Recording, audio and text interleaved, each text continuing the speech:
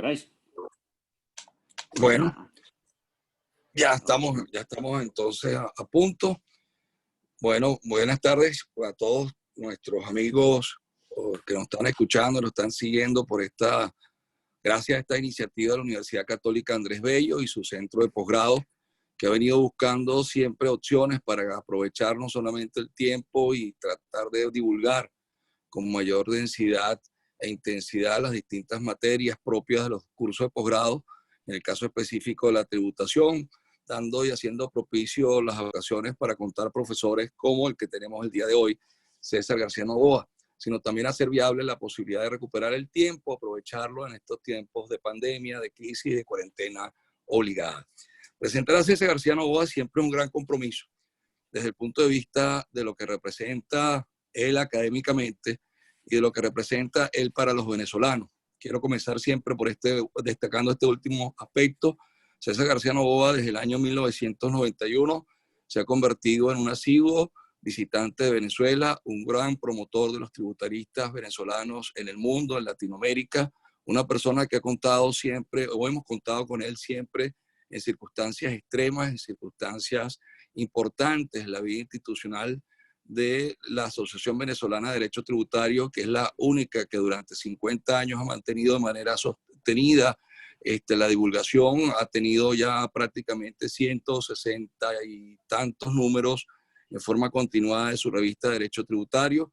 Acabamos de celebrar los 50 años con una publicación importantísima, donde se dieron cita a 60 autores latinoamericanos y europeos que pretendieron y buscaron la manera de homenajear con sinceridad, con transparencia y con la humildad que caracteriza a la gran mayoría de ellos, a todos ellos, a esta institución cincuentenaria de la cual César forma parte. Y por eso hago todo este introito, porque César es nuestro miembro honorario, es una persona que siempre ha contado con el afecto y nos ha demostrado afecto a Venezuela y en especial a la Asociación Venezolana de Derecho Tributario.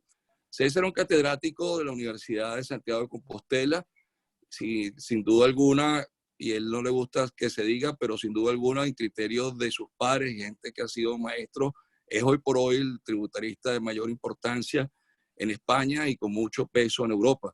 En Latinoamérica se le tiene siempre invitado, no solamente en Venezuela, en Colombia, Perú, Uruguay, Bolivia, Centroamérica, en sus jornadas nacionales como en las jornadas regionales de la IFA, que es la International Fiscal Association, y también ha participado de manera activa en los distintos cursos de fiscalidad internacional que se han dictado en algunas universidades latinoamericanas.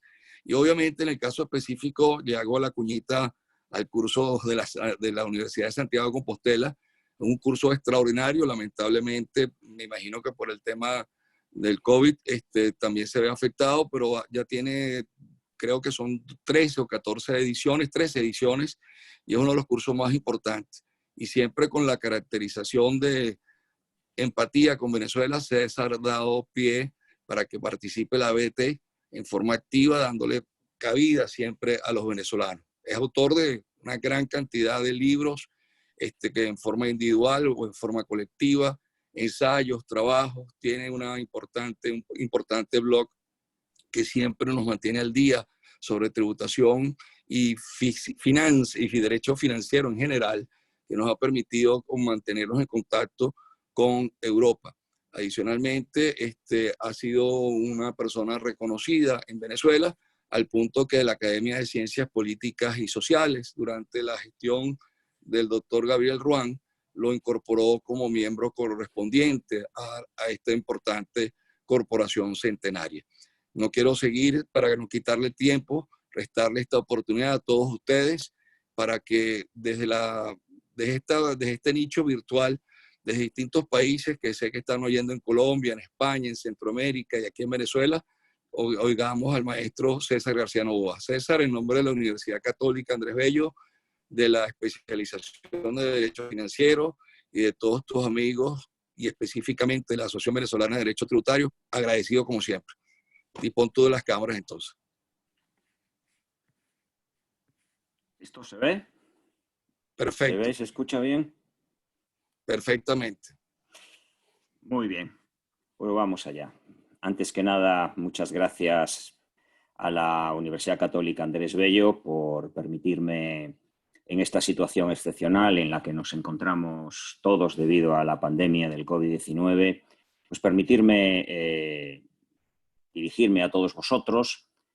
Si hay alguna cosa buena que tiene esta situación de crisis sanitaria y económica, es que hemos podido ver lo importante que es las nuevas tecnologías y las posibilidades infinitas que para la docencia y que para la función de compartir el conocimiento tienen. Y creo que, bueno, lo mejor que podemos hacer, además de cumplir con las estrictas reglamentaciones de confinamiento y de cuarentena, como ciudadanos modélicos que tenemos que ser, pues es aprovechar este tiempo pues, utilizando estas tecnologías para poner en común nuestras ideas y nuestras tribulaciones, que son muchas ante este escenario que se nos abre y donde los tributaristas tenemos muchísimo que decir y seguramente seremos uno de los actores intelectuales más importantes en el debate que se va a abrir ahora en esta situación en la que va a quedar el mundo a partir de este punto de inflexión que supone la pandemia del COVID-19.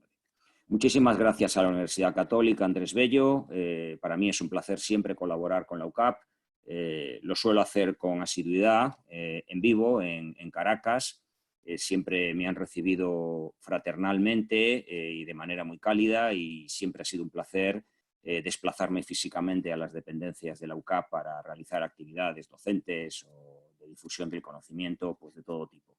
Y les agradezco que hayan pensado en mí para esta sesión. Para mí es muy esclarecedor, incluso diría que terapéutico, el poder dedicar una hora pues, a hablar de las cuestiones fiscales que se abren paso en este mundo que se vislumbra en este contexto de pandemia universal. Muchísimas gracias y gracias especialmente a Leonardo Palacios. Tengo que decir que las palabras de Leo, pues como digo siempre que me presenta en algún acto público, no son objetivas y están guiadas fundamentalmente por la amistad y no por la objetividad ni por el método científico objetivamente puro.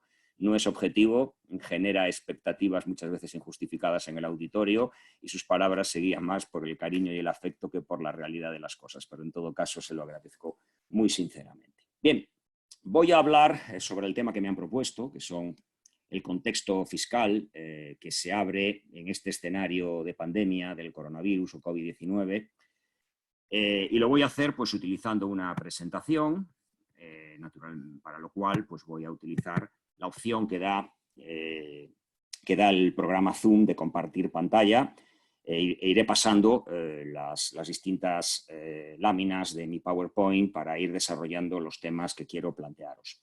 Quiero decir una serie de cosas previas.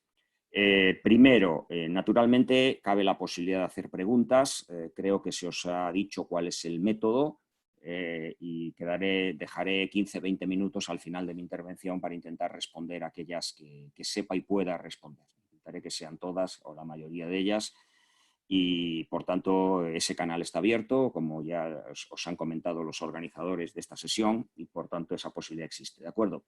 Y, en segundo lugar, que vamos a hablar de medidas fiscales, de cuestiones tributarias relacionadas con el escenario de la crisis del coronavirus, tanto sanitaria como económica.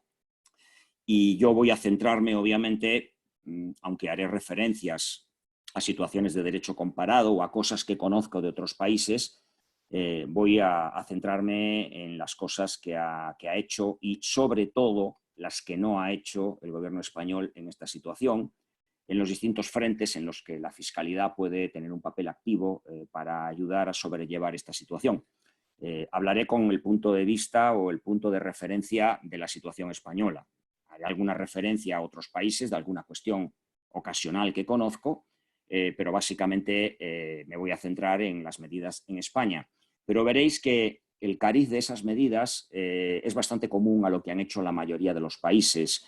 La panoplia, el menú de cosas que se pueden hacer, pues son las mismas en todos los países. Realmente las fórmulas, incluso el Fondo Monetario Internacional o la OCDE como organizaciones más activas que ya se han pronunciado sobre qué puede hacer la fiscalidad en este contexto, pues las fórmulas que dan son muy similares y vamos a hablar de esas medidas. Estamos hablando de medidas de estímulo fiscal, medidas de favorecimiento de las políticas sanitarias, medidas de fomento de la liquidez, medidas que permitan el aprovechamiento de las pérdidas actuales o futuras de las empresas, es decir, medidas que están todas en esa línea y por tanto me referiré a esas medidas y lo haré pues con un esquema que voy a exponer a continuación. Bueno, pues vamos allá y vamos a dar comienzo por tanto a esta intervención. El escenario de la crisis del COVID-16, poco puedo contaros que no sepáis, como se suele decir. Recordaros fechas, básicamente. El mundo ha cambiado, pero ha cambiado en poco más de 3 meses. Esto viene de un brote en la provincia de Hubei, en China, en la ciudad de Wuhan, concretamente en diciembre de 2019, que es cuando se detectan oficialmente los primeros casos, y hay 2 fechas fundamentales en esta situación de emergencia sanitaria. El 30 de abril de 2020, la OMS, la Organización Mundial de la Salud, declara emergencia de salud. La crisis del COVID-19 se convierte en una emergencia de salud. Por su carta fundacional, la Organización Mundial de la Salud, pues prácticamente lo único que puede hacer es hacer recomendaciones a los países miembros y a la comunidad internacional en general. Por tanto, son medidas que carecen o que adolecen de falta de una eficacia inmediata. La OMS solo puede hacer llamamientos a los estados y dar señales de alerta. La primera, que se produce de forma oficial por la Organización Mundial de la Salud, es con fecha de 30 de enero de 2020. Esto es importante porque es una fecha que se toma como referencia en algunas medidas fiscales que veremos después, como la franquicia a los aranceles y a la importación de productos sanitarios que ha hecho recientemente la Comisión Europea para el ámbito de Europa. En segundo lugar, con fecha 10 de abril de este año, tenemos el siguiente paso, que ya es, digamos, el top de las declaraciones que hace la OMS.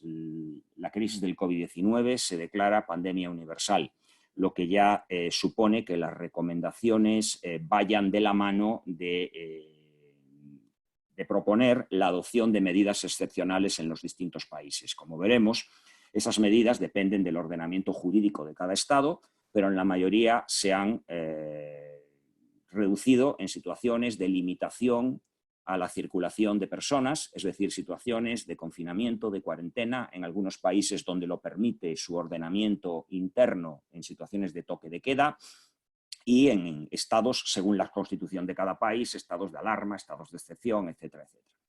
Y evidentemente eso ha provocado 2 cosas, básicamente. Una restricción, cuando no una anulación de la libertad de movimientos de las personas y del uso de vías y espacios públicos, y consecuentemente un parón de la actividad económica, una congelación de la actividad económica.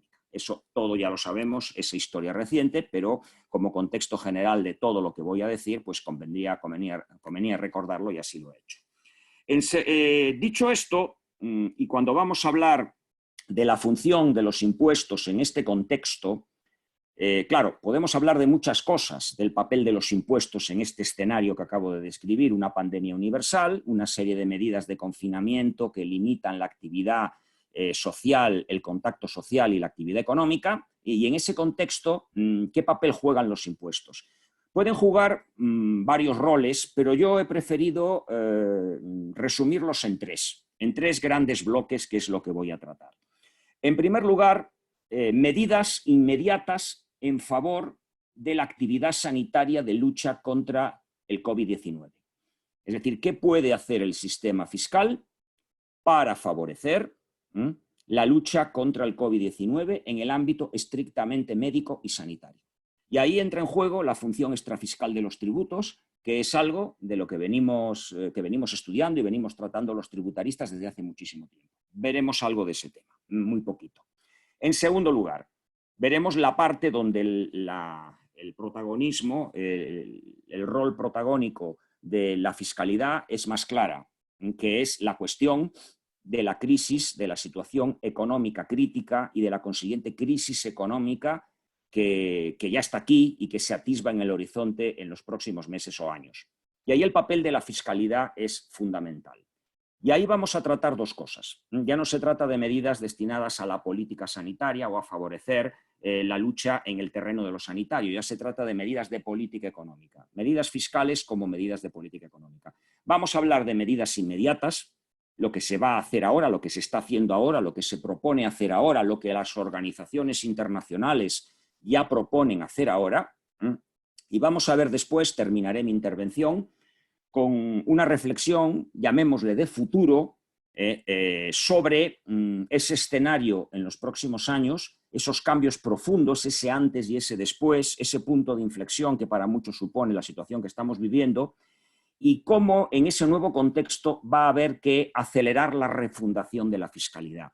Los que me habéis seguido alguna vez sabéis que últimamente estoy empeñado en hablar de los cambios de la fiscalidad en el contexto internacional actual.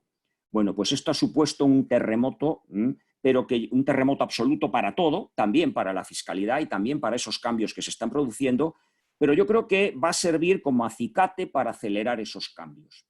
Temas como el gravamen de las multinacionales del mundo digital, que son las grandes protagonistas de esto que estamos viviendo. Ahora estamos utilizando el sistema Zoom, y el sistema Zoom pues, es fruto de un algoritmo del que es titular una empresa tecnológica. El gravamen de las multinacionales tecnológicas, que es uno de los temas que a todos los tributaristas nos está trayendo de calle en los últimos años, creo que adquiere una nueva dimensión en este escenario, y también cosas de las que estamos discutiendo desde hace muchos años, como por ejemplo la necesidad de gravar la automatización, el famoso impuesto a los robots, que naturalmente va a adquirir nuevas dimensiones en este escenario. Vamos a vivir unos años de acelerada destrucción de empleo fruto de este parón de la economía, y cómo vamos a afrontar esa reconstrucción del mercado laboral en un contexto donde la mano de obra es sustituida cada vez en mayor número por programas informáticos, por robots, por tecnología y por mecanismos automatizados.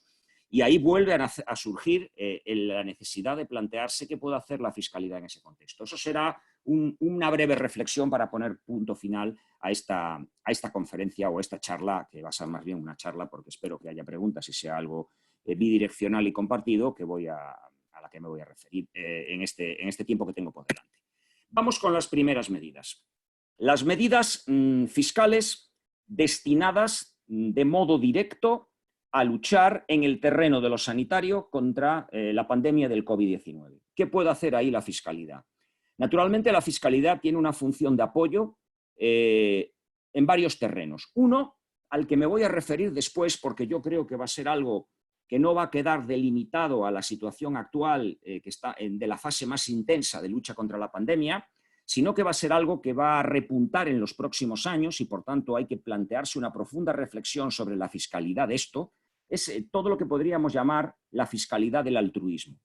La fiscalidad del altruismo, fundamentalmente a través de los mecanismos para incentivar la creación de asociaciones no lucrativas, asociaciones que persiguen fines de interés social, como puede ser ya no solamente la lucha directa contra la pandemia, pues consiguiendo donativos para comprar mascarillas, para comprar respiradores, para comprar gel desinfectante para los hospitales, sino ya en el futuro más próximo, en un escenario económico donde creo que el papel del mecenazgo, del altruismo, de lo que llamaba Bilding, el famoso economista, la economía del amor y el temor, va a adquirir nueva dimensión. Entonces trataré un poco los cambios desde el punto de vista de la legislación española, que creo que hay que implementar en los próximos años en la fiscalidad del altruismo, para que la fiscalidad no solo incentive, que a veces incentiva, pero que incentive bien, y sobre todo que no haya efectos colaterales en el sistema fiscal que acaben penalizando los donativos o las conductas altruistas de ciertas personas o de ciertas asociaciones que buscan mejorar la calidad de vida de los demás y que buscan acciones que están penetradas y que están entreveradas de solidaridad. Eso lo puede hacer el sector fiscal, el sistema fiscal puede incentivar, como se está diciendo que se va a hacer en el contexto actual en España respecto a empresas que están ayudando de forma activa en la fabricación de mascarillas, en la importación de material sanitario, etcétera, etcétera.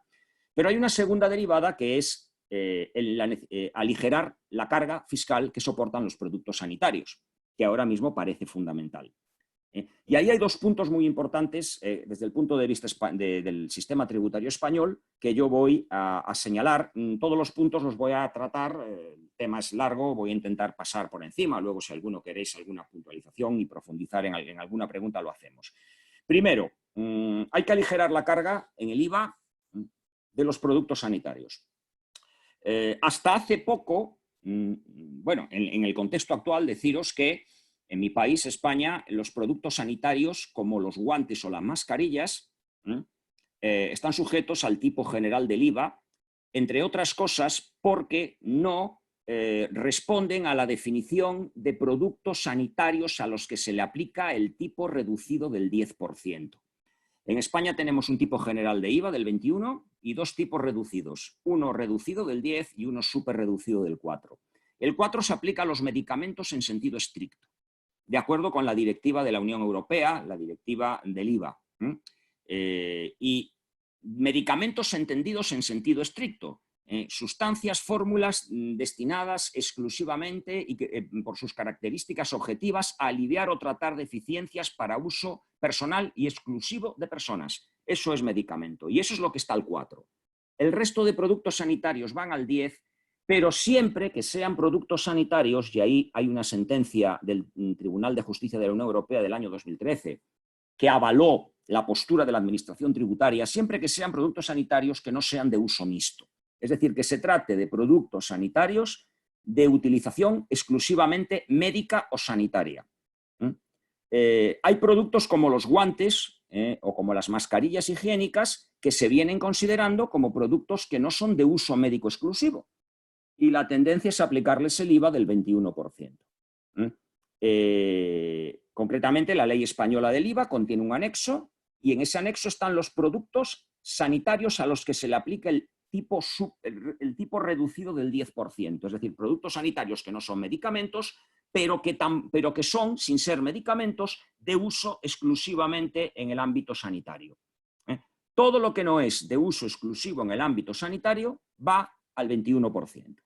Este anexo dio seguridad jurídica a los operadores. Antes era tremendo. Las empresas de productos sanitarios o de productos médicos que trabajaban con hospitales, por ejemplo, no sabían qué tipo del IVA tenían que poner a unos guantes o a unas mascarillas o a unas batas, porque la incertidumbre era total y la agencia tributaria luego venía y consideraba que el tipo era, si ponían el tipo del 10, consideraba que era el 21, porque eran productos que no eran de uso exclusivamente médico. Bueno, esto no puede ser. Hay productos de primera necesidad en la lucha contra el COVID-19, de uso sanitario, los productos de protección individual del personal sanitario, las mascarillas, los geles, los guantes, que tienen que estar sujetos al tipo reducido de IVA.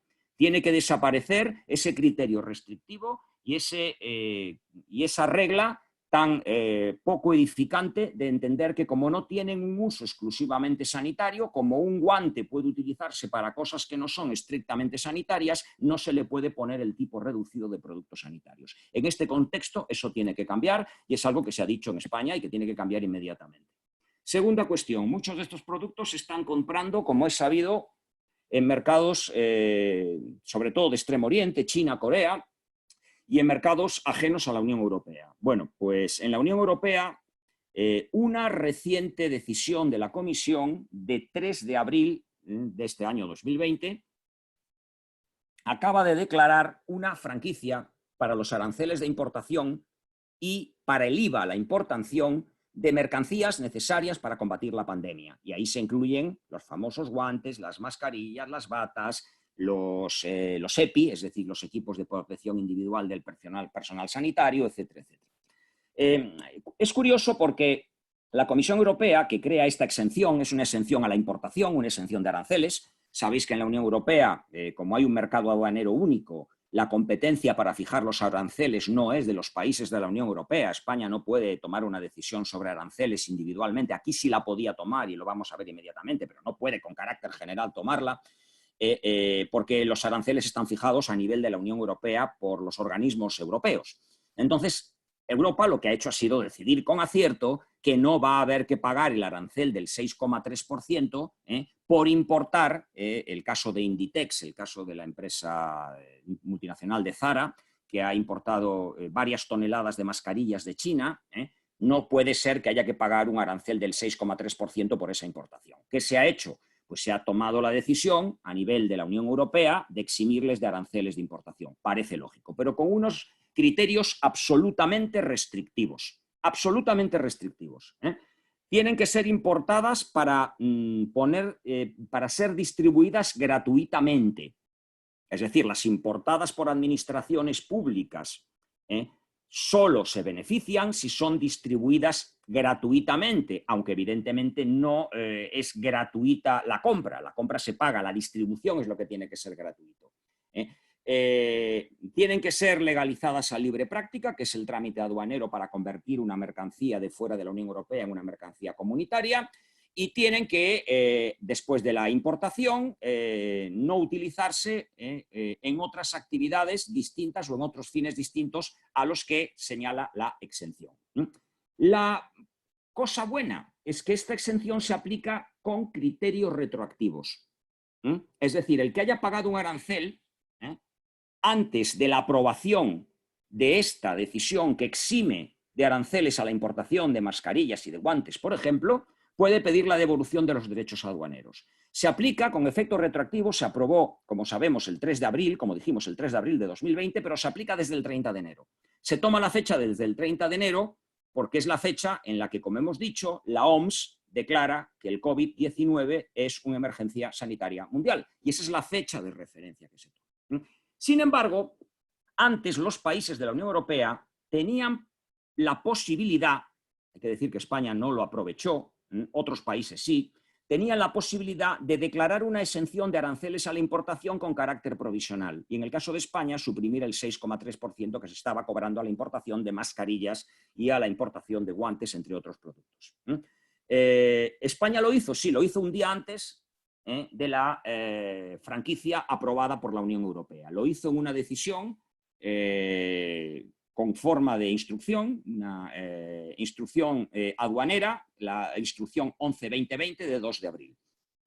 Se aprobó, pero las condiciones de esa franquicia a la importación no se desarrollaron hasta el 8 de abril de 2020 con otra nueva norma interpretativa general aduanera de 8 de abril de 2020. A partir de ese momento se desarrolló el régimen de esta exención a la importación de productos sanitarios de fuera de la Unión Europea.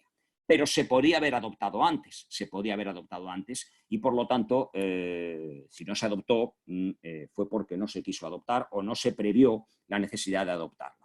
Pero no vale el argumento de que no se pudo adoptar hasta después del 3 de abril en que lo adoptó la Unión Europea. En este punto, ese argumento no vale.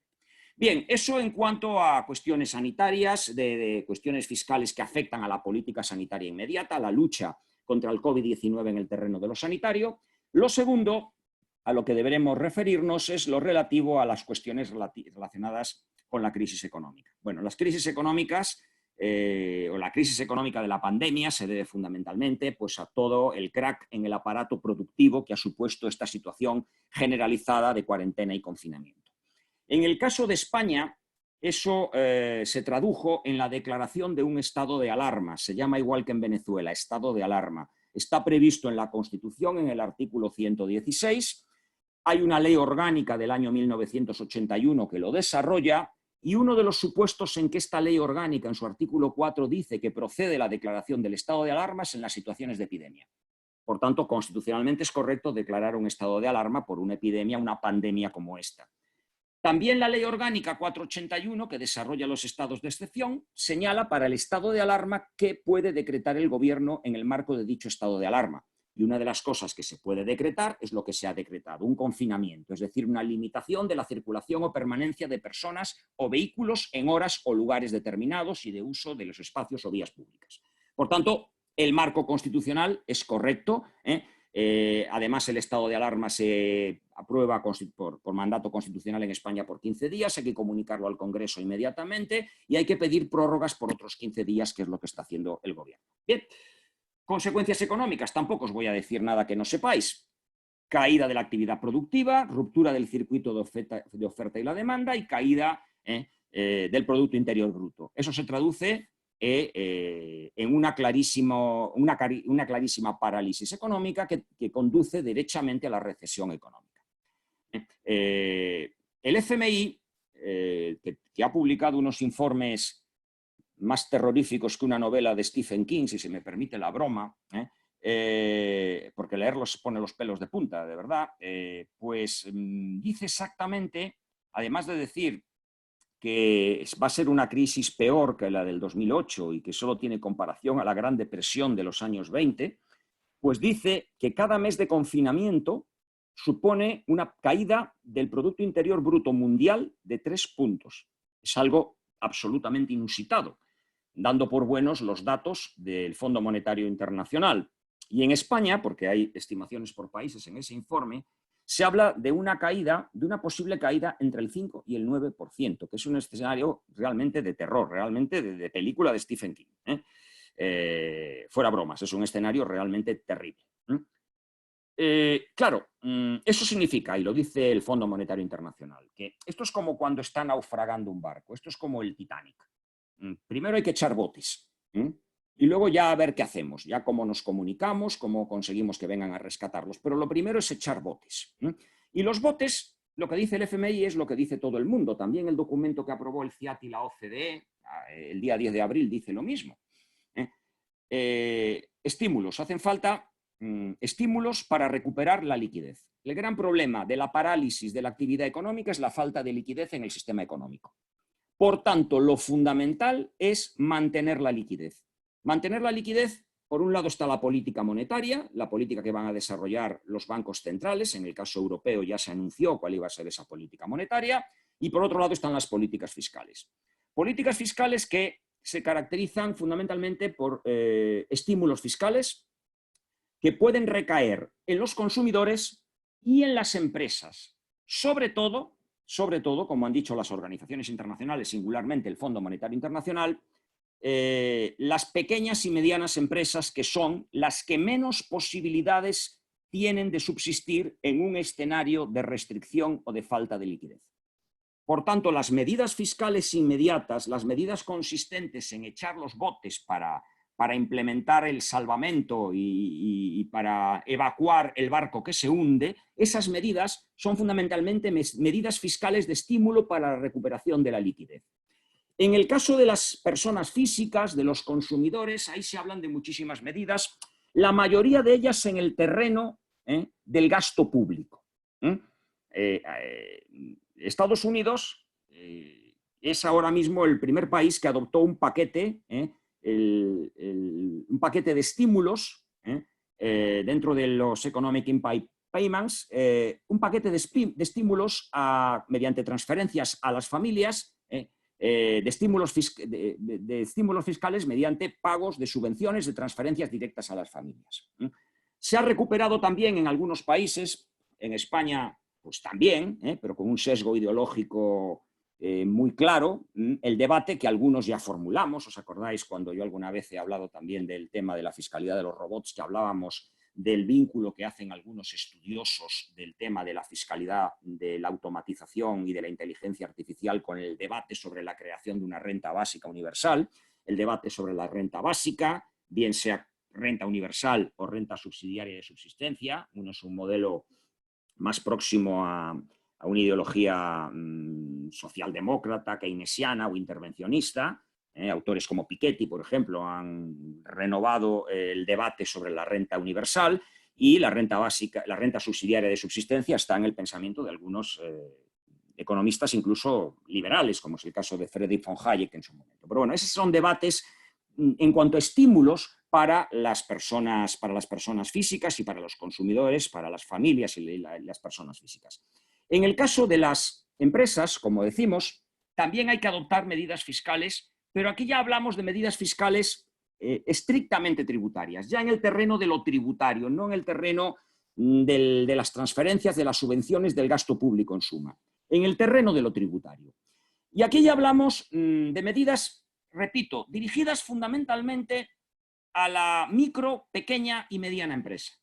Obviamente el problema de liquidez va a afectar a todas las empresas, también a las grandes, pero todo el mundo sabe que la capacidad de subsistir en un escenario de recorte de la financiación, de falta de liquidez, de tensiones de tesorería, es muchísimo mayor, mucha más capacidad para sobrevivir tiene una empresa grande que una empresa pequeña, mediana o una microempresa. Por tanto, lo que se ha aconsejado es que se focalicen fundamentalmente las medidas fiscales en las personas físicas, en los empresarios personas físicas, lo que llamamos en España los autónomos, y en las pequeñas y medianas empresas. No voy a entrar en el concepto de pequeña y mediana empresa, porque hay muchos parámetros, en la Unión Europea se manejan unos, en España para efectos contables tenemos un parámetro, a efectos fiscales hay una cosa que se llama empresa de reducida dimensión y utiliza unos parámetros diferentes. Normalmente los parámetros para catalogar cuando estamos ante una pequeña empresa son o el volumen de operaciones, la facturación, para entendernos, o el valor de los activos o el número de empleados. Básicamente son esos criterios. Pero en todo caso, hay un consenso generalizado en que hay que focalizar esas medidas fiscales en estas empresas pequeñas y medianas. Caso muy importante en España, porque España es un país con un tejido productivo en el que se dan dos características que pueden generar la tormenta perfecta en esta situación de parálisis económica. Primero, el peso importante del sector servicios en la economía española. El turismo es lo más significativo del sector servicios, pero el sector servicios en general estamos hablando de casi el 20% del Producto Interior Bruto.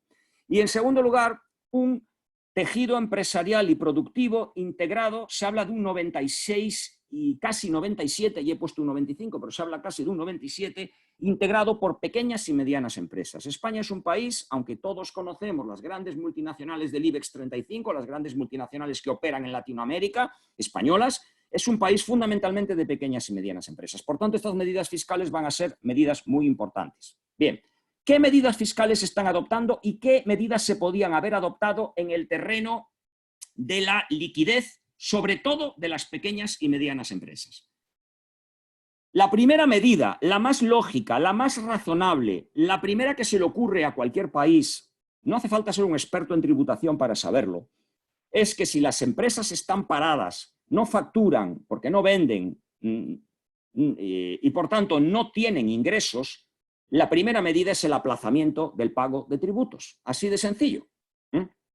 Y así lo han hecho la inmensa mayoría de los países. En nuestro blog Taxlandia, que algunos sé que lo consultáis, la semana anterior salió un excelente trabajo de mi compañero, el profesor catedrático de la Universidad de Sevilla, Francisco Adame, sobre las medidas que se habían adoptado en el derecho comparado en los distintos países sobre estas cosas, sobre el aplazamiento de impuestos. Pues la mayoría de los países han adoptado un aplazamiento de impuestos. También aquí Estados Unidos ha adoptado una medida muy clara, que ha sido retrasar la fecha final de presentación de la income tax, del impuesto sobre la renta, del conocidísimo formulario 1040, que es el 15 de abril. Y es una fecha de toda la vida. Es casi como la fecha de la elección del presidente de Estados Unidos, en noviembre, en la primera semana de noviembre. Pues la fecha de finalización del plazo para presentar el impuesto a la renta en Estados Unidos es el 15 de abril, desde hace, no sé desde cuánto hace, pero desde hace muchísimos años. Bueno, pues aquí de un plumazo se ha pasado hasta el 15 de julio. 3 meses. Se ha corrido la fecha, 3 meses. Otros países, el caso de Portugal, por ejemplo, se ha atrasado desde abril al 31 de mayo o al 31 de julio. Otros países lo que han hecho, y ha sido el caso que ha seguido España, ha sido establecer mecanismos de aplazamiento o de fraccionamiento, es decir, de planes especiales de pago, como se llaman en Bélgica, a solicitud del contribuyente. Es decir, algunos países lo que han hecho ha sido trasladar la fecha final del plazo para declarar y pagar pues hacia más adelante, el modelo de Estados Unidos. Otros los que han abierto la ventana de la posibilidad de conceder en condiciones flexibles aplazamientos, pero a solicitud del contribuyente, no con carácter general. Y hay países que lo han hecho muy generosamente. Por ejemplo, en Alemania se puede pedir el aplazamiento de cualquier deuda tributaria que venza hasta el 31 de diciembre de este año. Hasta el 31 de diciembre. Esas han sido la mayoría de las medidas. ¿Qué se ha hecho en España? Pues muy poco o nada. Vamos a ver. En España el estado de alarma se aprueba por un Real Decreto de 14 de marzo, que es cuando entró en vigor, el Real Decreto 463-2020. Este Real Decreto no tenía ninguna referencia de carácter fiscal. Es decir, cuando se crea el estado de alarma no se piensa para nada en ninguna cuestión tributaria. Solo hay una medida, que es la disposición adicional tercera, que dice: se suspenden los términos y se interrumpen los plazos para la tramitación de los procedimientos de las entidades del sector público. Se interrumpen los plazos para tramitar procedimientos en el sector público. Alguno entendió cuando salió esto que aquí se estaba diciendo que se suspendían también los plazos para pagar los tributos. Algunos dijimos que no, porque se abra un plazo para presentar una autoliquidación, una declaración jurada, como se dice en Latinoamérica, no se inicia ningún procedimiento. Eso no es técnicamente un procedimiento, es un plazo para autoliquidar, para presentar mi declaración jurada. Y por tanto yo creo que, interpretando literalmente esta disposición adicional, no se estarían suspendiendo los plazos para los tributos, en modo alguno. Pero no tardó nada la Administración en aclarar que efectivamente no se suspendía nada. No se suspendía nada porque se dijo en un decreto publicado una semana después, el Real Decreto 465-2020, que la suspensión contemplada en esta adicional tercera no se aplica a los plazos tributarios, o sea que lo tributario quedaba fuera de esta suspensión. Por tanto, todos los plazos tributarios seguían vigentes, con la fecha de término inicialmente prevista. Incluso el famoso 720, que ya que estoy hablando para una universidad venezolana y hay muchos venezolanos en España que residen en España con bienes en Venezuela y tienen que presentar la declaración de bienes en el exterior, la obligación de presentar esta declaración venció el pasado 31 de marzo, que era la fecha en que estaba prevista, y como no le afectaba la suspensión de plazos del decreto aprobado el 14 de marzo, pues venció el 31 de marzo. El que no la haya presentado podría técnicamente ser sancionado con las sanciones que se prevén para incumplir este deber de presentar la declaración de bienes en el exterior, la declaración de bienes en el extranjero, que es el famoso formato, el famoso impreso 720. Por tanto, en España no se suspendió el plazo para pagar los tributos. El próximo 20 de abril vence el plazo para pagar, por ejemplo, el IVA. El IVA trimestral para la mayoría de las empresas, salvo las que son grandes, que declaran mensualmente. Parece ser, y decimos parece ser porque es el globo sonda que se ha lanzado en los medios de comunicación, que mañana se aprueba en el Consejo de Ministros un deferimiento de este plazo hasta el 20 de mayo. Es decir, que se dilata en el tiempo hasta el 20 de mayo este plazo que vencería el 20 de abril. Pero es, al parecer, algo que se va a aprobar mañana. En todo caso, y a pesar de que muchos ya han pagado, claro, el plazo empezó el 1 de abril, termina el 20, muchos ya han pagado. Por lo tanto, la situación, repito, no es de lo mejor. Al contrario, ha sido muy criticada porque perjudica enormemente a los empresarios individuales, a los profesionales y a las pequeñas y medianas empresas. Lo que sí se aprobó, y en otro decreto ley posterior, es un régimen de aplazamientos. No de aplazamientos y fraccionamientos, solo de aplazamientos, a solicitud de los contribuyentes, pero bastante restrictivo.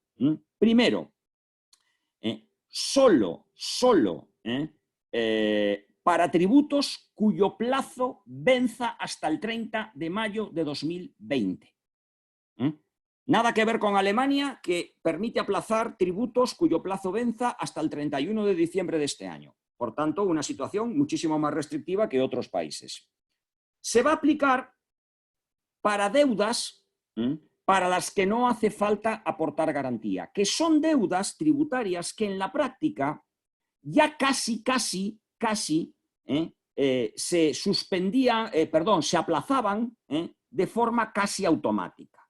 Es decir, cuando el conjunto de deudas tributarias del sujeto está por debajo de los 30.000 euros, no tiene que aportar garantía para pedir un aplazamiento, y el aplazamiento en la práctica casi es automático.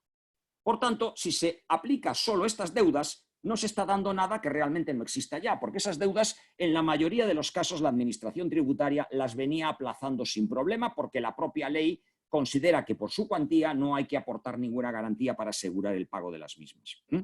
Lo que sí es curioso es que este nuevo régimen de aplazamiento, primero, es limitado hasta 6 meses. El aplazamiento va a diferir el pago, pero como mucho por 6 meses. Y solo se condonan los intereses los 3 primeros. La ventaja es que se van a poder aplazar deudas que no eran aplazables por la ley, como por ejemplo el IVA, o la retención que le haga una empresa al trabajador. El empresario que repercutió el IVA al cliente, que lo cobró, puede aplazar el pago. El empresario que retuvo en la nómina al trabajador puede aplazar el pago de la retención practicada. Ahora bien, en esos casos, la liquidez que gana el empresario es a costa o bien del cliente en el caso del IVA o bien del trabajador en el caso de la retención. Porque al trabajador sí que le han retenido y el cliente del empresario que aplaza el IVA sí que ha pagado el IVA a su proveedor, al empresario. Por tanto, quiero decir que en ese caso, digamos que la liquidez extra que se le da al empresario aplazándole ese IVA o esa retención es a costa, en el caso del IVA, del cliente del empresario y en el caso de la retención, del trabajador al que el empresario le ha retenido de su salario el porcentaje que señala la ley. Pero es que además se limita el aplazamiento a sujetos, personas físicas y a sociedades, pero cuando tengan un volumen de facturación inferior a 6 millones de euros. Cuando para el impuesto de sociedades es pequeña y mediana empresa la que tiene un volumen inferior a los 10 millones. Un régimen absolutamente cicatero, restrictivo y extrañamente limitativo y que va a hacer muy poco para mejorar la liquidez de los pequeños empresarios y de los pequeños profesionales y de las pequeñas y medianas empresas.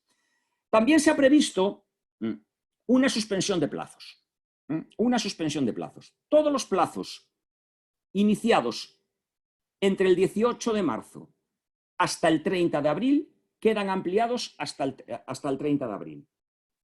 Salvo que el plazo originario sea superior, en cuyo caso se está al plazo original.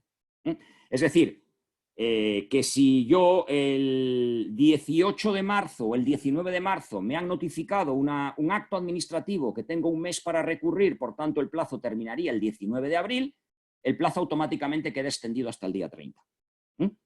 Es una extensión de plazos. También se suspenden los plazos de prescripción y caducidad. El contador de la prescripción y de la caducidad entre el 18 de marzo y el 20 de abril está en stop, está parado.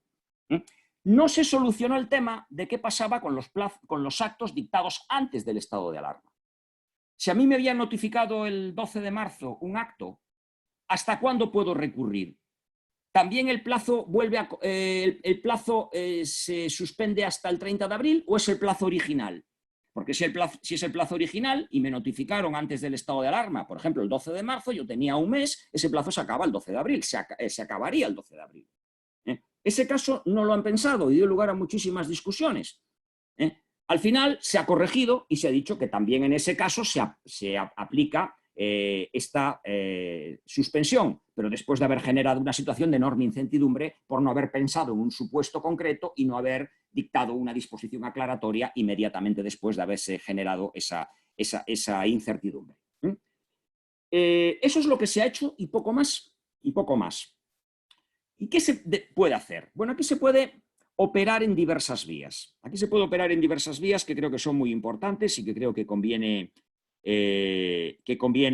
señalar. Primero, obviamente se pueden reducir los impuestos. La mejor manera de generar liquidez, sobre todo de cara al futuro, es reducir la carga fiscal. Medida que por el momento parece descartada en el caso de mi país, de España. Claro, eso es de cara al futuro.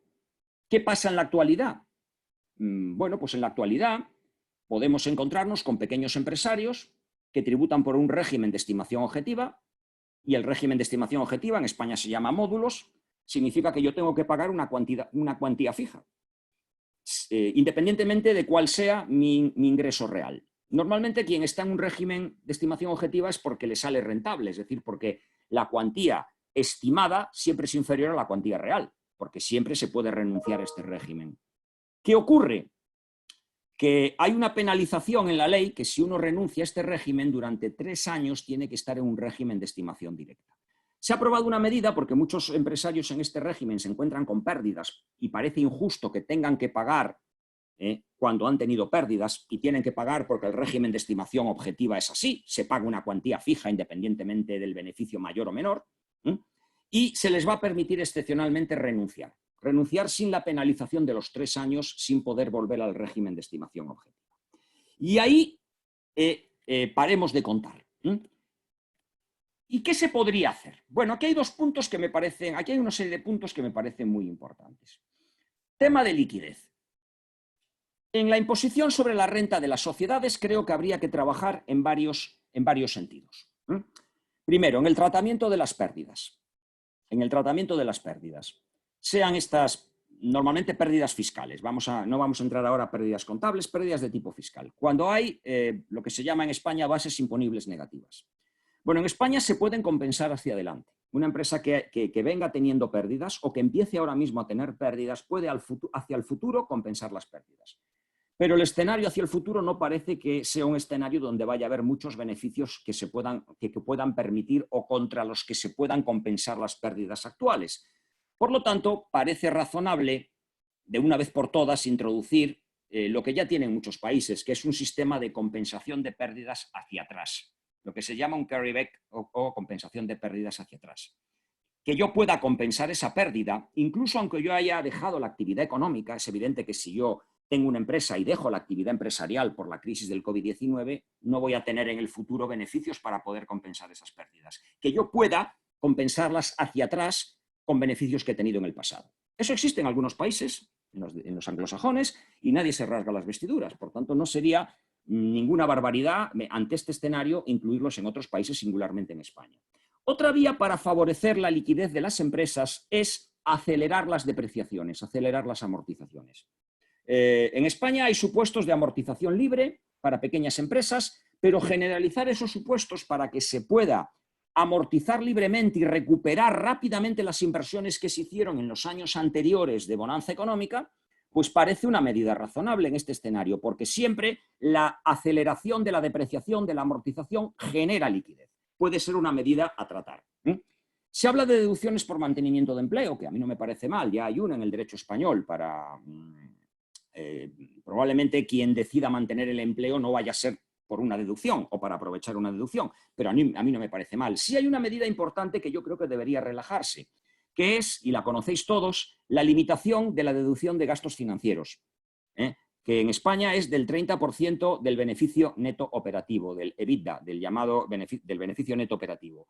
Esta es una medida, todos lo conocéis, yo he hablado alguna vez de ella, es una medida que se prevé o es consecuencia de una de las acciones del Plan BEPS, es una recomendación de la acción 4 del Plan BEPS, y que muchos países han incorporado, entre ellos España, y yo creo que había que relajar esta medida. Había que relajar esta medida. Es verdad que España tiene la fórmula mejor, que permite compensar hasta el 30% del beneficio neto operativo, porque el Plan BEPS, el informe de la acción 4, hablaba de entre el 10 y el 30. Pero quizás sería bueno relajar esta medida y que la propia comunidad internacional tomase en cuenta que no es el mejor escenario para limitar la deducción de gastos financieros un escenario de dificultades de liquidez como el que se presenta en el actual contexto de crisis del COVID-19.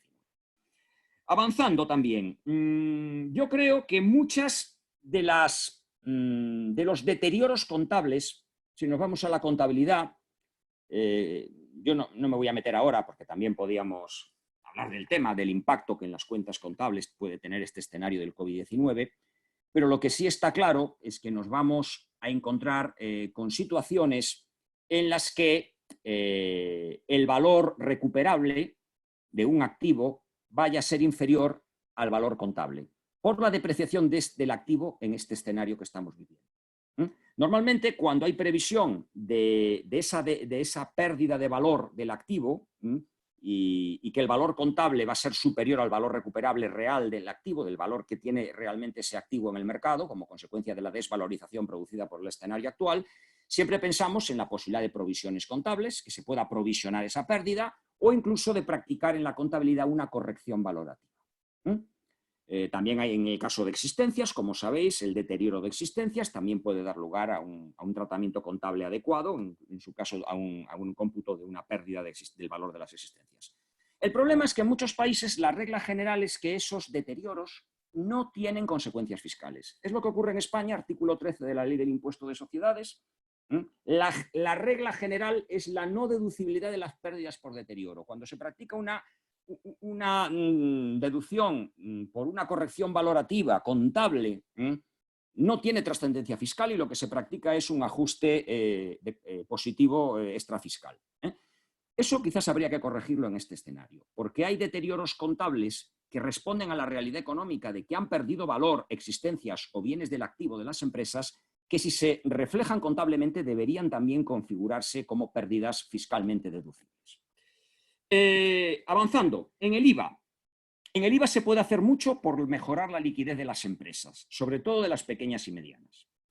Hay una cosa que el documento del pasado 10 de abril del CIAT y la OCDE recomienda y que son los que se llaman los quicker refund o las medidas de devolución rápida. Muchísimos países, algunos de los que tenéis ahí, que vienen en el informe que está ahí reflejado, en ese informe de la OCDE con el CIAT, han aprobado mecanismos de devolución rápida del IVA, que es fundamental para las empresas, para que el coste financiero del impuesto sea el menor posible. En situaciones de liquidez hay que garantizar la restitución del IVA, el tax refund, lo más rápido posible. Eso parece obvio. España no lo ha hecho. Y el problema del IVA sigue siendo que el IVA es una verdadera bomba para la liquidez de las empresas en contextos de morosidad. El IVA, según la normativa de la Unión Europea, se rige por el criterio del devengo. Por tanto, emitida la factura, aunque el cliente no pague, la deuda con la administración tributaria ya se tiene. Y esto es muy importante. Es verdad que la Unión Europea permite sistemas de IVA de caja. En España tenemos uno. Si yo opto por el sistema de IVA de caja, no tengo que ingresar el IVA hasta que mi cliente me pague. Mientras mi cliente me pague, no tengo que ingresar el IVA, pero con un límite, el 31 de diciembre del año siguiente. En esa fecha, me pague o no me pague, tengo que ingresar. Eso no está previsto en el derecho de la Unión Europea. Eso ha sido declarado contrario al derecho de la Unión Europea por el Tribunal de la Unión Europea en una sentencia que se refería a un caso similar en Polonia y, por tanto, eso sería una magnífica ocasión para mejorarlo. Ampliar la posibilidad de que se pueda optar por el IVA de caja y no tener que ingresar el impuesto al valor añadido si mi cliente no me ha pagado. Parece lógico para recuperar la liquidez. Y también parece importante, en este contexto, aprovechar esta oportunidad para mejorar lo que podemos llamar el marco fiscal del altruismo. El marco fiscal del altruismo. Que hacer solidaridad no tenga consecuencias fiscales. En un caso, implementando y mejorando los beneficios fiscales que existen en la actualidad. En mi país se debería dar una vuelta a la ley del 2002, a la ley del mecenazgo, a la ley 49 de 2002, porque tiene cosas realmente curiosas, como un sistema rigurosísimo de actividad económica. Cualquier entidad no lucrativa en España, aunque sea una entidad caritativa, aunque sea una entidad que realiza funciones solidarias, funciones altruistas, tiene una pequeña actividad económica y tiene que tributar por ella.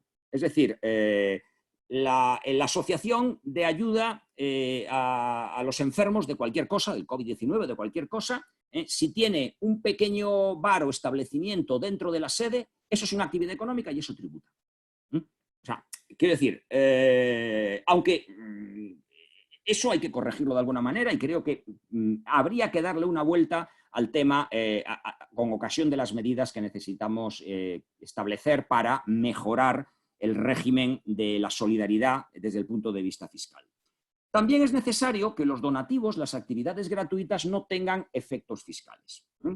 En España, y eso es lo bueno de esta crisis, hemos visto una explosión de solidaridad que se traduce en donativos. Claro, cuando una empresa recibe un donativo, una empresa que fabricaba ropa y que va a fabricar mascarillas o que fabricaba asientos para vehículos y que va a fabricar respiradores, recibe un donativo para esto, pues ese donativo, mientras no se diga nada, es un ingreso, porque no hay un mínimo exento y eso computa como ingreso para la empresa que lo recibe.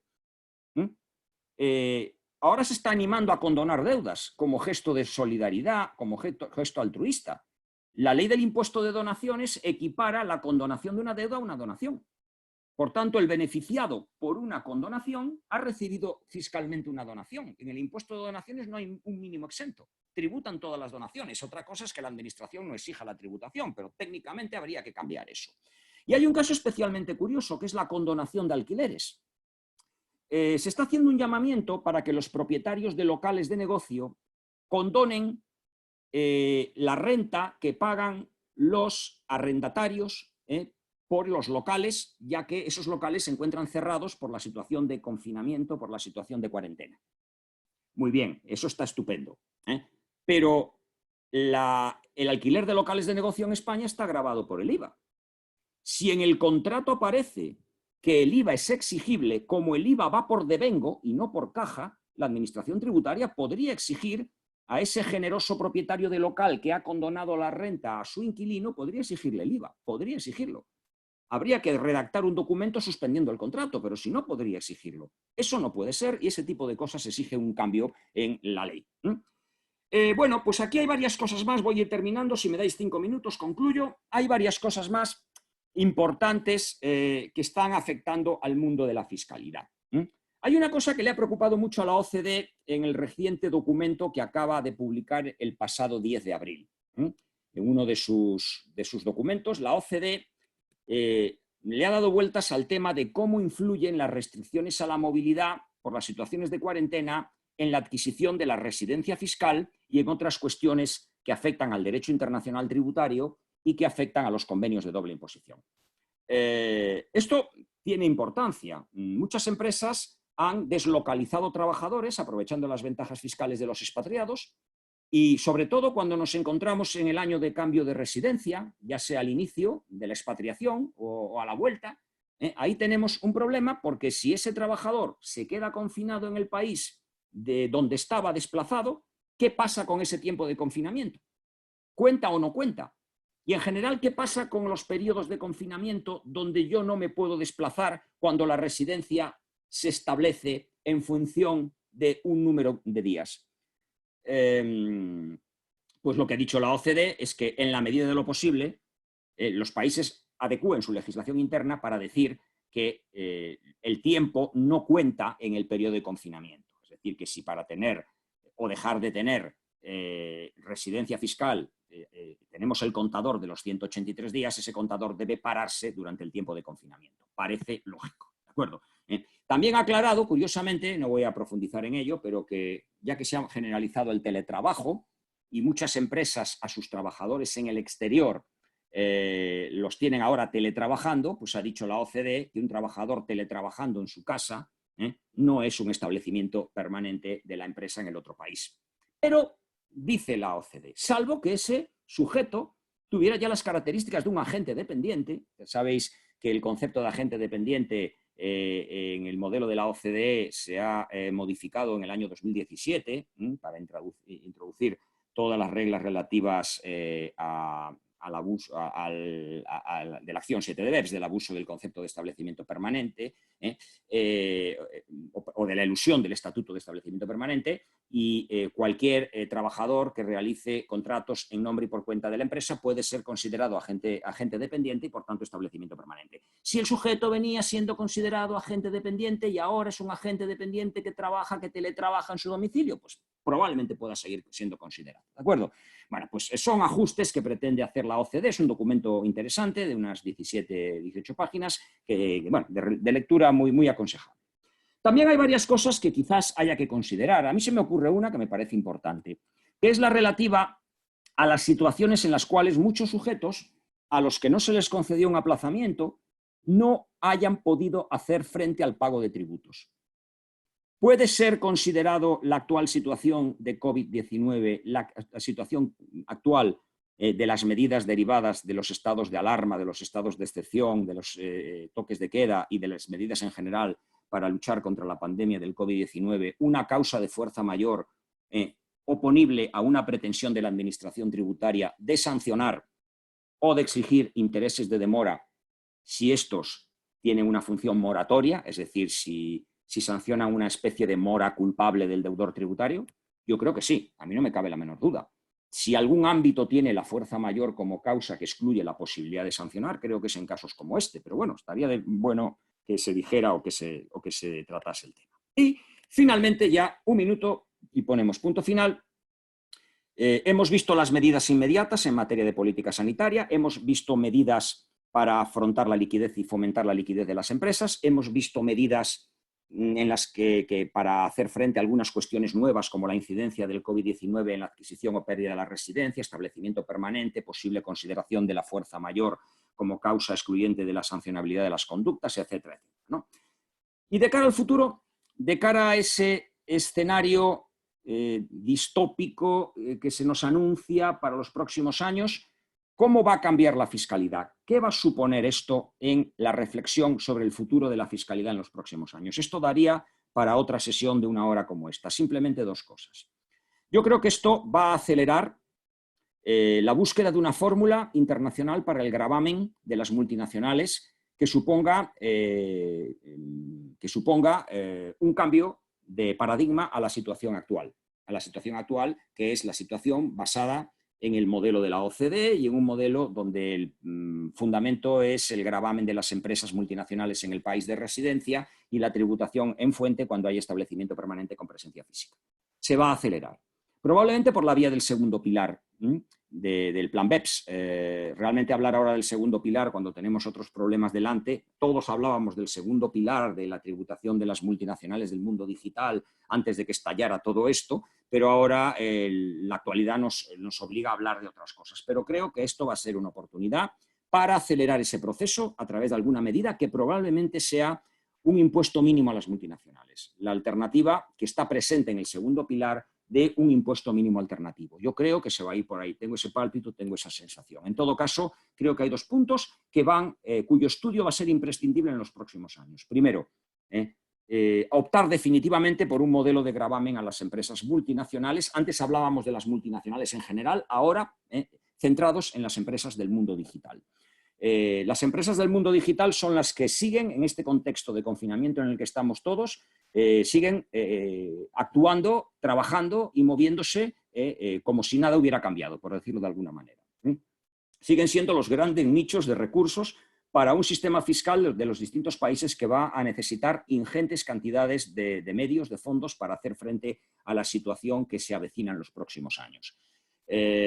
¿Vamos a ver una recuperación del poder fiscal del Estado? Yo creo que sí, porque los problemas que tenemos ahí se tienen que tratar a nivel doméstico de cada país, pero eso no tiene por qué contradecir con la necesidad de consensos y de multilateralismo que la comunidad internacional lleva proponiendo en los últimos años.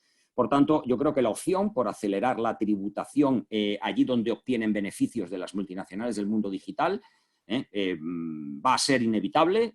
Probablemente se vaya al establecimiento permanente digital o se las meta en el mismo saco con el impuesto mínimo alternativo, como propone el segundo pilar al que nos hemos referido. Y creo que también va a ser bueno, sobre todo si se habla de una medida de estímulo fiscal, de una renta sea universal o sea subsidiaria por parte del Estado para evitar situaciones de exclusión social, volver otra vez al tema de si vamos a gravar o no la innovación, la automatización, la robotización que supone eliminar puestos de trabajo.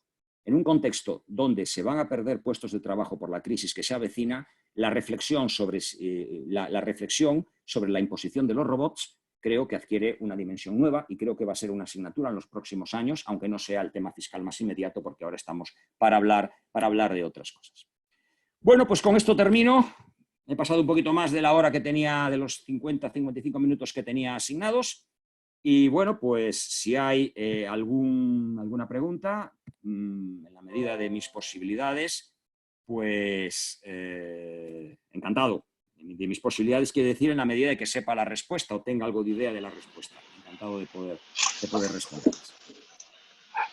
Sí, es preferible César en la medida. Muchísimas gracias, extraordinaria la exposición, bastante clara. Hay puntos, coincidencias con Venezuela, otro punto indiscutiblemente que no hay la posibilidad por el tema de la inflación, como es el caso de la devolución del IVA. Es inconveniente, siempre ha sido un gran obstáculo, un elemento que desdibuja la eficiencia y eficacia de la administración tributaria, el tema de la devolución del IVA desde 1993, y eso dio fuente incluso a una profunda corruptela que evitó que las empresas pudieran recuperar tanto el drawback como en el caso específico del IVA, el IVA soportado para el producto de exportación. Obviamente eso es un tema que ya, dada la complejidad de la administración, como el tema de la oportunidad, y ante la existencia de la hiperinflación, ha sido imposible la recuperación. Pero hay otros temas que sí pueden ser coincidentes y que pueden llevar a tener un punto de referencia.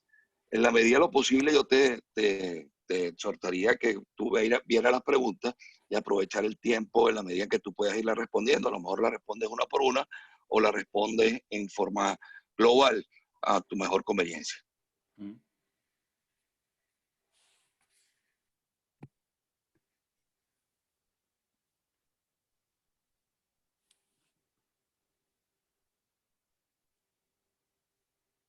Bueno, vamos a ver. Sandra Constanza de Colombia dice: mi inquietud es porque no he escuchado medidas ambientales que permitan continuar la mitigación de contaminación al salir del confinamiento, aprovechando el bajo nivel de producción industrial. Es clarísimo que el agua y el aire son recursos naturales de relevante importancia en esta pandemia, pues el consumo de agua potable se ha incrementado. Gracias. Evidentemente, todos los que nos dedicamos a esto de la tributación tenemos claro que la fiscalidad ambiental va a ser una de las grandes protagonistas en los próximos años. Eso es evidente, ¿no? Y yo creo que no se va a abandonar la opción por la fiscalidad ambiental, bien entendida, porque yo tengo mis dudas de que toda medida pretendidamente o toda medida fiscal pretendidamente medioambiental sea realmente una medida fiscal medioambiental. Vamos a entrar en el tema de las características que debe tener un impuesto para ser catalogado como medioambiental. Pero es evidente que es una de las grandes protagonistas y va a ser una de las grandes protagonistas de los sistemas fiscales en los próximos años. Yo no creo que se vaya a abandonar. No creo que se vaya a abandonar. Obviamente creo que se continuará por la línea de la... El tema es que ahora mismo no es la prioridad.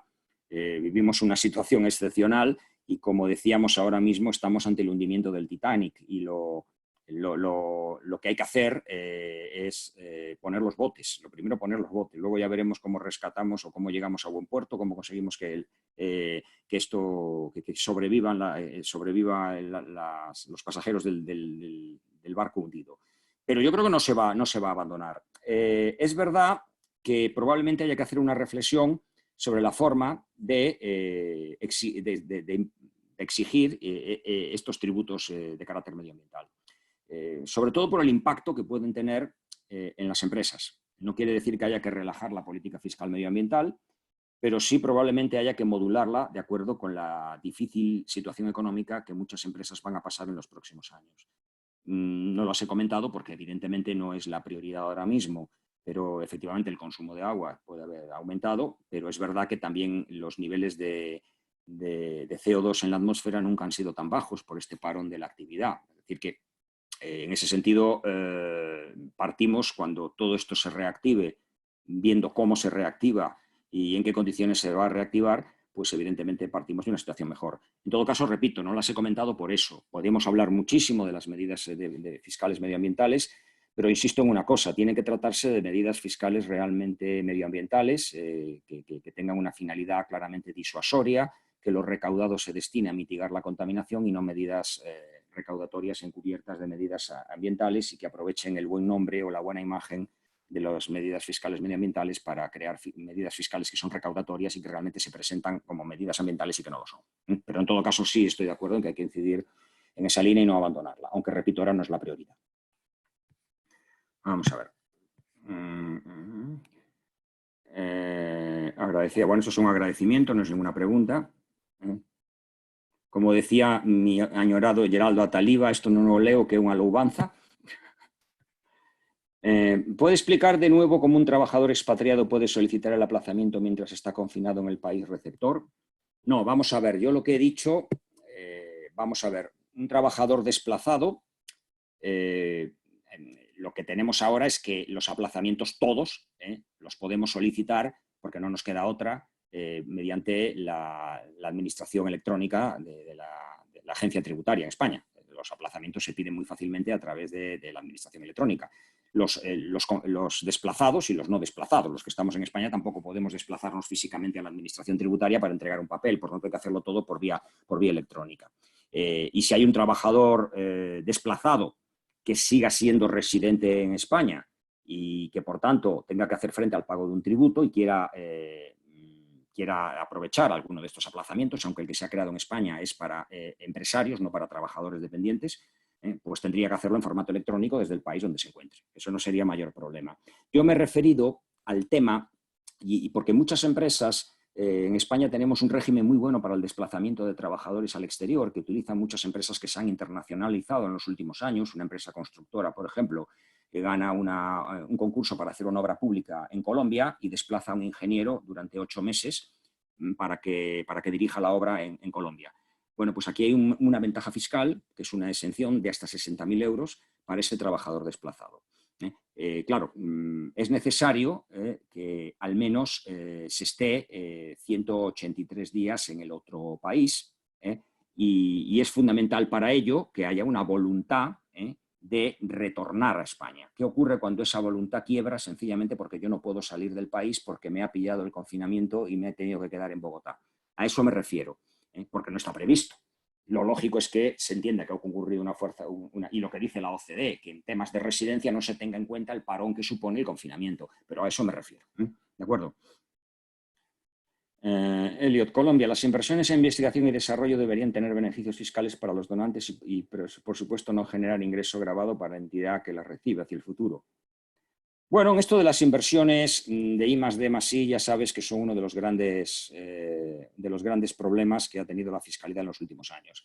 En Europa hemos tenido generosos regímenes de I+D+I, normalmente regímenes vinculados a la inversión y en algunos casos patent box, regímenes vinculados a la cesión del producto de la invención tecnológica para su explotación mediante el cobro de royalties.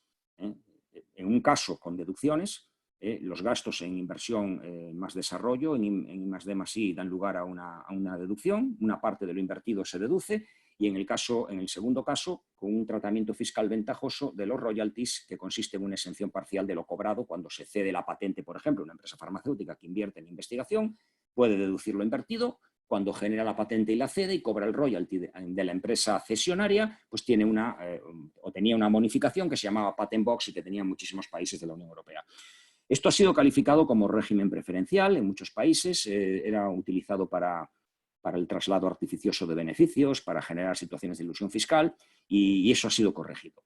Pero el I+D+I sigue existiendo en muchos países y en España es hoy por hoy uno de los beneficios más potentes. Tiene bastantes problemas. Tiene bastantes problemas porque es un beneficio que genera muchos costes fiscales a la administración tributaria y no está demostrado que los gastos que tienen o que disfrutan de este beneficio sean gastos que se destinan directamente a la investigación y el desarrollo. Por tanto, se requiere un control muy escrupuloso. Es necesaria una certificación por una empresa avalada por la administración y es complejísima la aplicación del beneficio fiscal. A mí me parece bien que se incentive la investigación y el desarrollo, pero siempre que vaya ligado a desembolsos que supongan una verdadera innovación tecnológica. Si no supone una innovación tecnológica, es un riesgo muy grande porque pueden encubrir conductas tendentes a defraudar o a aprovechar indebidamente este beneficio. Por lo tanto, es evidente que, por un lado, sí se deben mantener, y desde luego cuando se habla de reducir beneficios fiscales, es el único que prácticamente todo el mundo está de acuerdo en que se tiene que mantener, sobre todo en un ámbito en que se quiere fomentar un cambio de modelo productivo avanzando hacia una sociedad del conocimiento, pero al mismo tiempo, y también mejorar el tratamiento fiscal de los royalties percibidos por la cesión y explotación del producto o el resultado de esa investigación y ese desarrollo, los royalties, pero siempre teniendo en cuenta que no puede haber un aprovechamiento indebido y que no puede haber un fraude encubierto, como ocurría con los regímenes preferenciales de los patent box que existían en muchos países europeos. ¿Qué opinión le merece la tributación municipal? En Venezuela la figura del mínimo tributable para las empresas inactivas es muy alto. Claro, y eso es un problema. Lo he comentado antes al hablar de la situación parecida que ocurre en España con la tributación en régimen de estimación objetiva, en módulos. Cuando hay tributación en módulos, cuando hay estimación objetiva, hay que pagar una cantidad fija, y hay que pagarla se tengan ingresos mayores, menores o no se tengan ingresos. Claro, también hay que tener en cuenta que pudiendo ser renunciable este régimen, el que está ahí es porque realmente le sale bien la tributación objetiva. si está en ese régimen es porque sabe que está pagando menos de lo que tendría que pagar si tributase por un régimen de estimación directa, parece obvio, ¿no? Pero, claro, a todos les ha pillado, como decimos en España, una situación sobrevenida de fuerza mayor que era absolutamente impredecible, y se encuentran con que están en un régimen de tributación por una cuantía fija y que no solo no han tenido beneficios, sino que han tenido pérdidas, porque han tenido gastos que han tenido que asumir y no han tenido ingresos durante todo el confinamiento. Claro, ahí algo hay que hacer, evidentemente, algo hay que hacer. Y si entiendo que algo hay que hacer en España en el régimen de módulos, pues igual tengo que decir que me parece que ese sistema no es, incluso podría ser confiscatorio. Un régimen de tributación mínima puede plantear problemas de capacidad económica, pero cuando no hay beneficios y al contrario lo que hay son pérdidas, es claramente confiscatorio y por tanto, en los términos en que se prohíba la confiscatoriedad en las respectivas constituciones, pues sería claramente inconstitucional. A nivel de la situación venezolana, ¿qué se puede decir? Pues yo puedo decir muy poco. Si le parece a Leonardo, le paso los trastos para que responda a él, porque yo lo que podría decir serían vaguedades y generalidades, y creo que Leo, pues, que está presente, pues podría dar una mejor respuesta. Voy a intentar contestar esta que sería la última, y luego si quieres respondes tú a esta cuestión. Puede No te darse la preocupes, posibilidad de Héctor. un abuso en la figura del establecimiento permanente, trabajadores in-house, en el caso de las empresas multinacionales en el área de la tecnología, según opinión de la OCDE, de no considerar a los teletrabajadores como establecimiento permanente. Claro. Por eso la OCDE dice que la regla general debe ser que un trabajador no sea considerado establecimiento permanente, porque como carácter general el trabajador realizará una actividad ocasional por periodos de tiempo dispersos y en su propio domicilio. Ahora, con el concepto amplísimo que desde el nuevo enfoque autorizado del 2010 ya estableció para la determinación del cómputo de los beneficios del establecimiento permanente, y con el cambio de criterio en relación con el agente dependiente en el año 2017, el concepto de agente dependiente y de establecimiento permanente persona física en relación con los trabajadores, con los empleados y con los superempleados se ha extendido enormemente. Por eso podría haber un abuso de establecimiento permanente si nos acogiéramos o pretendiéramos vestir a un trabajador que bajo los parámetros anteriores era considerado establecimiento permanente como agente dependiente, si lo intentáramos vestir como un simple trabajador que está haciendo teletrabajo y que reúne el requisito de lo que la OCDE entiende que no daría lugar a establecimiento permanente. Claro que yo creo que ahí hay que afinar, por eso el informe este de 10 de abril pues hace hincapié en el hecho de ver la situación en cada caso concreto y ver si en cada caso concreto, bajo la perspectiva anterior al confinamiento, ese señor o ese sujeto tendría la condición o no de establecimiento permanente como agente dependiente. A ver, vamos a ver. Entonces, Leo, si quieres tú, creo que no hay más, ¿no? A ver, si hay otra. El sistema europeo de tributación es de alta presión fiscal, el sistema norteamericano es de baja presión, más aún bajo la administración Trump.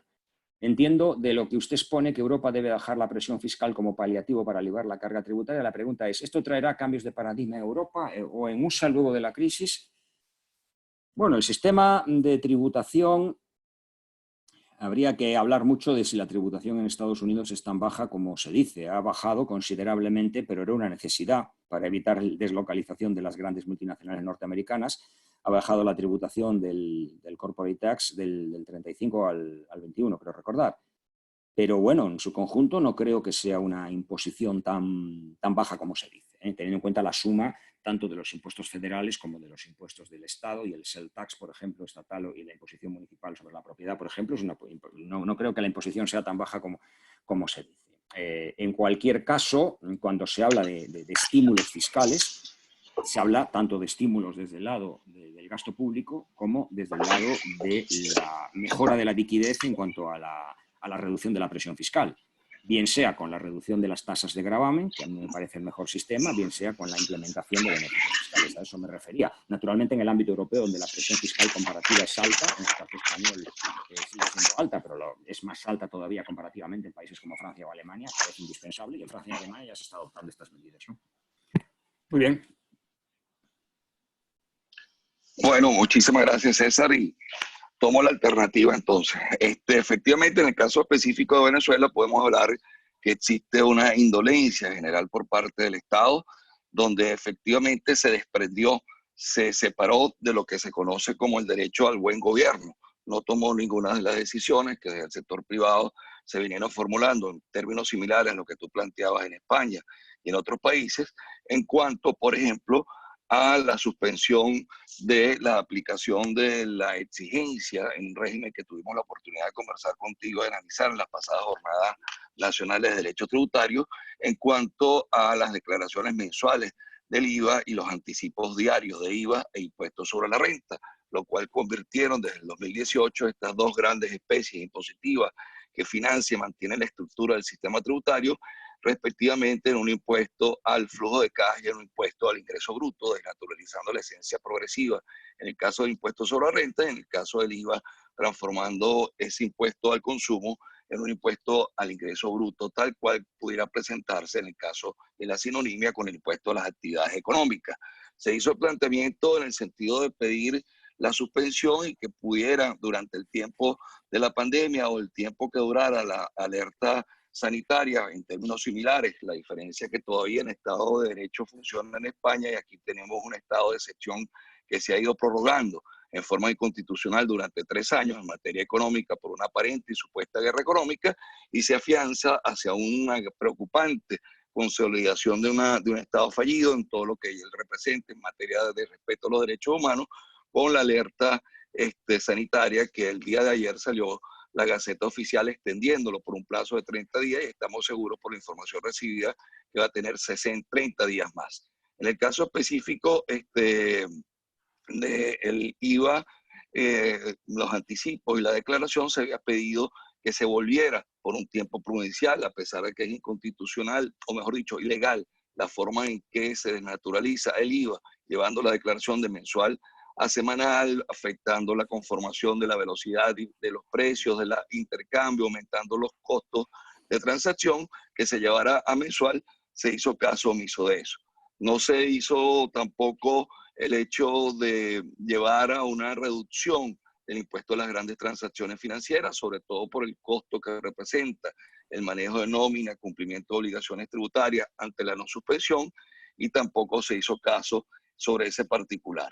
En el caso específico del arrendamiento tenemos una situación similar a la de España. Creemos que es considerada la decisión, pero tienen que buscar la manera de tratar de excluir ese arrendamiento que se causa con la prestación del servicio, con la forma de la continuidad, tratando de evitar efectivamente que se genere y tenga una responsabilidad y una exposición sancionatoria el arrendador con respecto al arrendatario en el caso de inmuebles con fines de carácter comercial distinto al residencial. En el caso, por ejemplo, mencionando de los barrios, porque ya me están haciendo mención que quedan 4 minutos.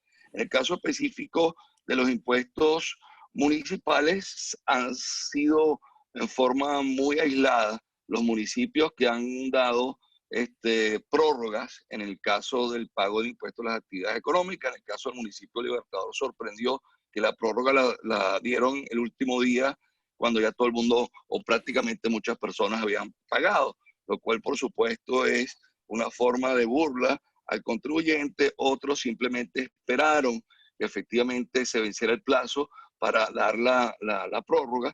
En el caso específico en Venezuela, estamos claros que hay un eximente de responsabilidad penal tributaria, al igual que tú, consideramos que es perfectamente válida al momento en que la Administración Tributaria Nacional, Estatal o Parafiscal pretende establecer sanciones pecuniarias, e incluso en el extremo abusivo o exacerbado de aplicación de sanción, la clausura del establecimiento por cierre, por no haber cumplido el deber formal de la presentación de la declaración o haber emitido la factura. Debemos recordar, y en el caso específico de los amigos de otros países, que en el caso de Venezuela se vino de forma insistente pidiendo de los sectores productivos y de los sectores académicos la prórroga en materia de impuestos sobre la renta de las personas naturales e incluso las personas jurídicas. Primero, porque no hay bolívares. Segundo, que los bancos están cerrados. Tercero, no hay la posibilidad de pagar con cheque de gerencia, que todavía estamos aquí utilizando cheque de gerencia, y me da vergüenza decirlo en este tipo de escenario, pero hay que decirlo. Y en el caso específico de la prórroga salió para las personas naturales, única y exclusivamente para las que ganaban 1 o 2 salarios mensuales, mínimos mensuales. La exoneración salió 2 días después, y eso llevó a que mucha gente, por el tema de la manipulación de la unidad tributaria, tuvieran que pagar, violentando el caso específico de la progresividad. Debemos mencionar también el caso de las medidas adoptadas por el Ejecutivo, un poco de carácter populista, ideologizada, la suspensión del corte de los servicios de la telefonía en cualquiera de sus variantes, específicamente la telefonía celular, lo cual la forma en que se estableció, en la forma que ni siquiera se ha reglamentado, es un incentivo perverso a incumplir con el pago del pago del servicio. Y esto lleva también anejo, en el caso específico, un tema de IVA y un tema específico de los impuestos de telecomunicaciones, las contribuciones parafiscales, que más o menos rondean una tasa efectiva del 10% entre impuestos a las telecomunicaciones e impuestos y las contribuciones parafiscales vinculadas de acuerdo a la Ley Orgánica de Telecomunicaciones. Y en el caso de las contribuciones parafiscales con respecto al impuesto sobre la renta, que están adosadas, su determinación y su base contributiva adosada al impuesto sobre la renta, tampoco se ha tomado una decisión. En consecuencia, tenemos que un Estado indolente, un Estado con una tendencia autoritaria desde el punto de vista de la aplicación del decreto, no solamente desde el punto de vista impositivo, sino de la exigencia del pago del impositivo, y obviamente una gran preocupación por todos los contribuyentes que han tenido que ponderar que cumplir entre el pago de los anticipos, el pago del impuesto, las retenciones y las percepciones, y dar cumplimiento a un elemento esencial mínimo de humanidad, que es la continuidad en el pago de sueldos y salarios. De manera que tenemos una gran incertidumbre, no ha existido el concepto del buen gobierno, no ha existido el respeto al concepto de la progresividad, no ha existido un respeto al principio de seguridad jurídica.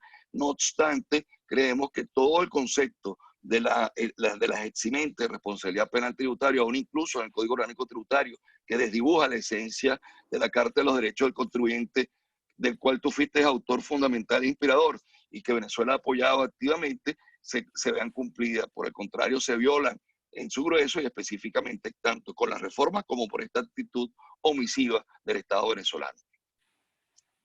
No sé si hay alguna pregunta en particular de la... No, profesor, ya no hay preguntas y estamos también sobre el tiempo asignado para la actividad. Entonces, vamos a concluir.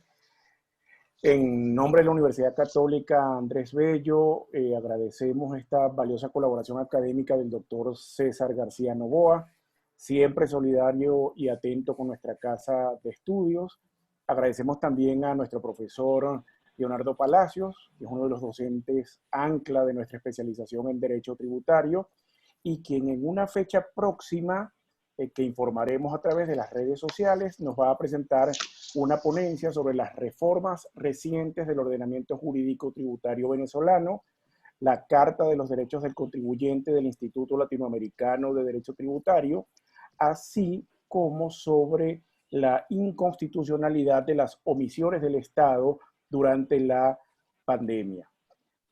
Para conocer la fecha en que se celebrará este foro, los invitamos a seguirnos en nuestras redes sociales, @enlaucap, @posgradoucap. De nuevo, muchas gracias al catedrático César García Novoa. Gracias, profesor Palacio. Gracias a todos los asistentes.